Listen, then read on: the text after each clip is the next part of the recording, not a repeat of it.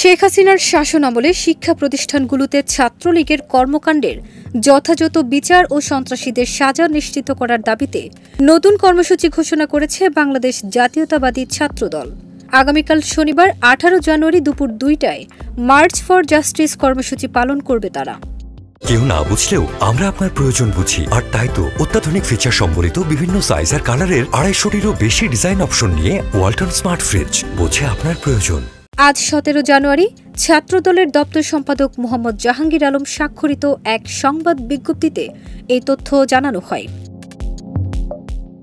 বিজ্ঞপ্তিতে বলা হয়েছে, ফ্যাসিস্ট শেখ হাসিনার শাসনামলে শিক্ষা প্রতিষ্ঠানসমূহে সন্ত্রাসী সংগঠন ছাত্রলীগ কর্তৃক সংগঠিত সকল সন্ত্রাসী কর্মকাণ্ডের যথাযথ বিচার ও সন্ত্রাসীদের সাজা নিশ্চিত করার দাবিতে এবং জুলাই আগস্টের ছাত্র জনতার গণ অভ্যুত্থানে ফ্যাসিবাদের দোসর হিসেবে ভূমিকা পালনকারীদের তদন্ত সাপেক্ষে উপযুক্ত ব্যবস্থা গ্রহণের দাবিতে ইঞ্জিনিয়ার্স ইনস্টিটিউশনের সামনে থেকে কেন্দ্রীয় শহীদ মিনার অভিমুখে মার্চ ফর জাস্টিস কর্মসূচি পালন করবে বাংলাদেশ জাতীয়তাবাদী ছাত্রদল।